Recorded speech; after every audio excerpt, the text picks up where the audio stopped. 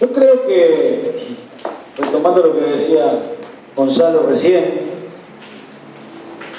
el escritor de esa nota, no sé si Luis Suárez rompió regla, ¿no?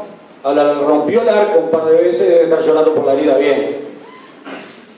Y le rompió el arco un par de veces desde la situación del país pequeño, desde chiquitos que somos en un mundo poderoso con otras reglas, como bien decía Gonzalo. Y eso implica, para un país chico como Uruguay, para un país que ha sido ejemplo durante mucho tiempo en muchas cosas, tener muy clara la cabecita y saber que hay un mundo poderoso y un mundo que rompe reglas allá afuera, que rompe reglas y que pone chicanas. Sin ir más lejos, Brasil hizo el intento ahora, discúlpenme, no quiero que parezca trivial, pero esto sucede habitualmente en grandes corporaciones, ¿no? Como es esta corporación multinacional que es la FIFA, que tiene, sin haber sido votada por absolutamente nadie, mayor poder que muchos de los países de este planeta. Y nos consta porque la práctica pasa. Como quiso hacer Brasil ahora de poner un jugador que se lo habían echado. ¿Por qué? ¿Cuál es el argumento? Porque es el local, porque tiene 180 millones de consumidores y eso lo van a ver en todo el mundo y eso pesa a la hora de vender derechos de televisión.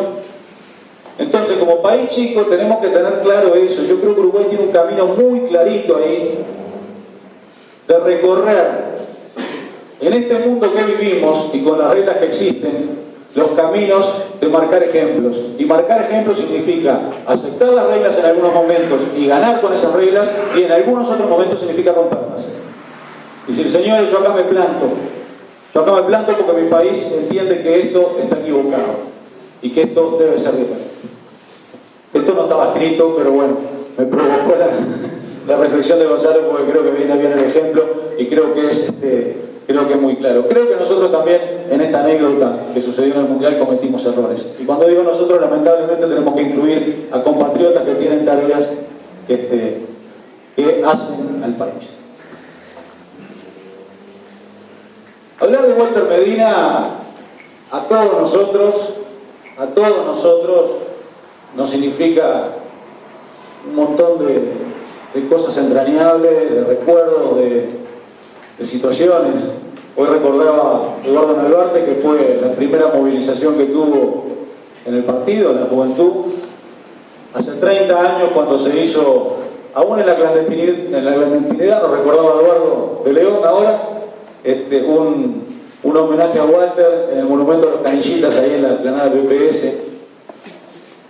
Y Walter siempre fue un símbolo, ¿verdad? Porque los partidos se construyen de declaraciones de principio, de reglamentos, de estatutos, pero se construyen también con la gente, y sobre todo con la gente y con los ejemplos. Yo creo que la palabra ejemplos es una palabra muy clara para saber lo que sentimos los socialistas este día. 8 de julio de un año triste, de una época triste, de un país muy triste, 1973. Hacía pocos días, el señor Juan María Bordaberry, cualquier coincidencia con la realidad no es mera coincidencia, como dicen, disolvía las cámaras, con las Fuerzas Armadas daban golpe de Estado. Los trabajadores habían reaccionado inmediatamente, habían establecido una huelga general, con la solidaridad de las organizaciones sociales y básicamente de los estudiantes. El día 9 de julio, un día después de la fecha que estamos recordando, también clandestinamente y a partir de una consigna tirada en la radio por Castillo, leyendo un poema de García Lorca, a las 5 de la tarde en punto, la gente se congregó el 18 de julio y hubo una manifestación brutalmente reprimida. Y estamos hablando del 8 de julio, el día anterior, que como bien recordaban los compañeros, un compañero nuestro, socialista, de 16 años, canillita, poeta, salió a expresar lo que sentía la sociedad uruguaya en ese momento ante el golpe de Estado y fue asesinado por la Esparta. Y yo quiero rescatar el contenido de la consigna, porque ¿qué símbolo, y hablando de ejemplos y de símbolos, implica que Walter Medina haya escrito ese día consulta popular. Probablemente siguiendo el lineamiento del partido, ¿verdad? O de la juventud. Pero ¿qué símbolo que implica el hecho de consulta popular? Porque él murió defendiendo que todos, absolutamente todos, pudiéramos expresarnos. Y pudiéramos expresar nuestra negativa a esa situación autoritaria, a ese brote y a esa brutal reacción autoritaria que nuestro país estaba sufriendo y que iba a sufrir quién sabe por cuánto tiempo. Yo creo que no es menor la consigna, no es menor consulta popular, porque marca una impronta absolutamente básica del Partido Socialista y que es la democracia. Me parece que ya en una época complicada, 15 días después de un golpe de Estado, había un mensaje cierto y claro. Memoria y futuro. Entonces, hace 4 décadas apenas, probablemente y por suerte, digo yo, y me alegro, más del 50% de los que estamos acá, de los que están acá, porque yo no estoy en ese grupo, nació después de la dictadura. No vivió la dictadura militar. Pero hay que recordar siempre, hay que recordar que este país vivió 11 años de una dictadura militar. Brutal, sangrienta, con persecución a tantos y tantos ciudadanos, con muerte, con desapariciones, con exilio.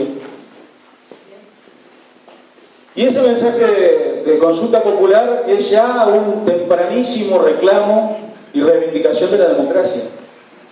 Me parece que esto es de lo central de la acción de Walter Medina ese día, esa noche.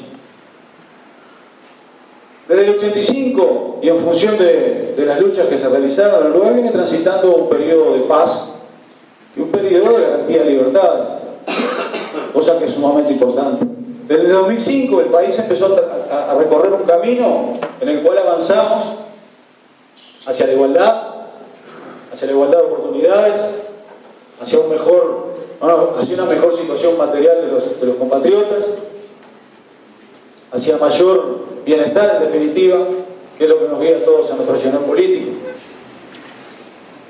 Pero aquellos tiempos, indudablemente, donde vivió Walter Medina, o cuando vivió Walter Medina, y los nuestros son muy distintos. Como decía Ariel, como decía Gonzalo, el Uruguay de hoy es otro, es un Uruguay muy distinto. Es un Uruguay con dificultades, por supuesto que sí, pero todas las dificultades que tenemos hoy son dificultades de una índole muy diferente al Uruguay de aquel momento. Y el Uruguay de hoy también, ayer, hoy y siempre, está el compromiso de nuestra fuerza política con memoria, con verdad y con justicia, y eso no va a cambiar. Con referencia a los sueños y a las luchas, ¿verdad? A los sueños y a las luchas.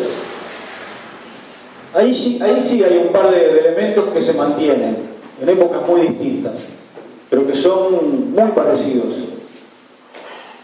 El primero, yo creo que es eterno, es que los jóvenes siempre van a soñar con un mundo mejor. Siempre van a soñar con un mundo mejor. Y no quiero ceñir la categoría de joven a un tema de edad. Hace muy poquito hay una definición que a mí me gusta bastante. Hace algunos años escribí un librito de retirada de murga y al final, prometiendo que iba a seguir, dije, bueno, para mí ser joven es cuando uno lo mejor que puede hacer en la vida todavía no lo ha hecho. Y eso cabe a cualquier edad. Eso cabe a cualquier edad. Y ahí está plagado de ejemplos la historia, ¿verdad? Pero los jóvenes siempre, con ese concepto, siempre han soñado con un mundo mejor. Universalmente, 2 años antes nada más del 8 de julio de 1973, John Lennon escribía la canción Imagine. Entonces la pregunta que uno se hace, bueno, Walter, ¿la habrá conocido? ¿La habrá escuchado en aquellos CD de pasta que venían en aquel momento? ¿Se habrá dado cuenta que él era uno de esos jóvenes que estaban soñando por un mundo mejor en aquel momento? Que había otro ser humano en otra parte del planeta que lo estaba plasmando en una canción que se hizo universal.